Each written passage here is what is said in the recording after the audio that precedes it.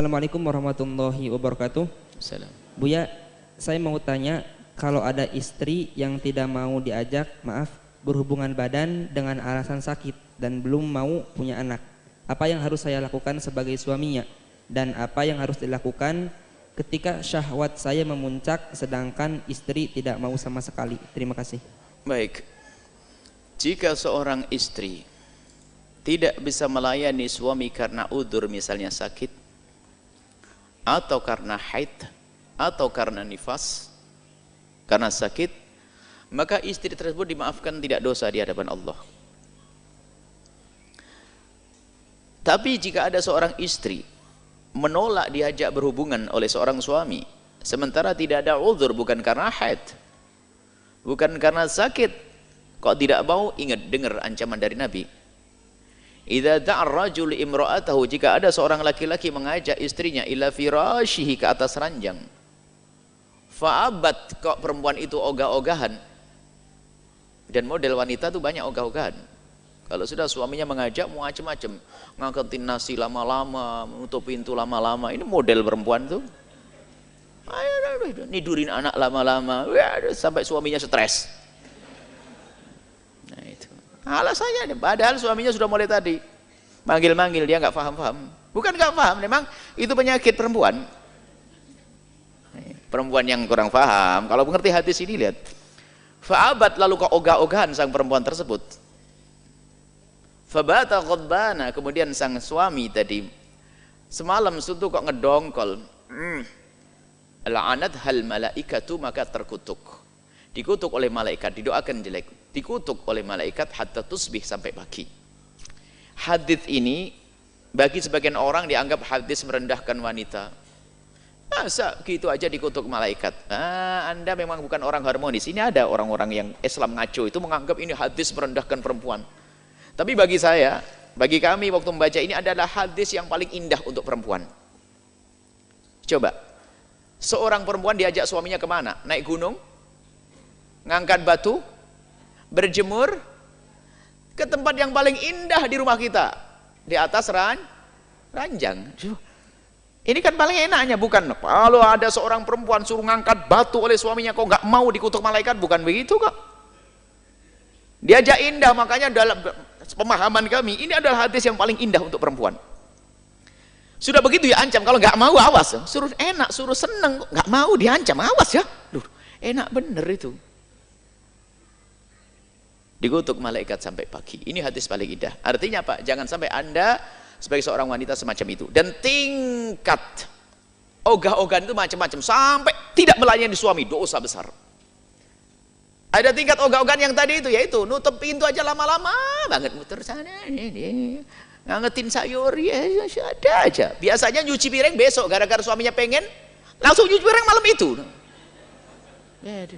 Ada enggak begitu, Pak? Ada. Wah, nasib buruk tuh. Baik, nah sekarang kalau tidak punya udzur, awas, hati-hati, jangan nolak. Kemudian pertanyaannya, jika Anda seorang wanita yang punya udzur, misal dalam keadaan haid atau Anda sakit, Anda harus menjadi wanita cerdas, aktif, inovatif. Mohon maaf, ini adalah ilmu.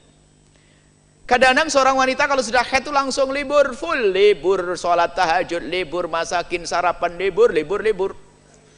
Suaminya orang yang takut kepada Allah, ketemu di jalan orang buka aurat, tersingkap, dia tidak sengaja, lalu bangkit syahwatnya, pulang ingin melampiaskan dengan istri haid. Sudah itu sama istri dibiarkan begitu saja. Na'udzubillah. Harus Anda tahu, wahai para istri yang solehah, memang di saat Anda dalam keadaan haid, tidak boleh Anda melayani suami dengan mengizinkan memasukkan ke wilayah Anda, tidak boleh. Dosa besar.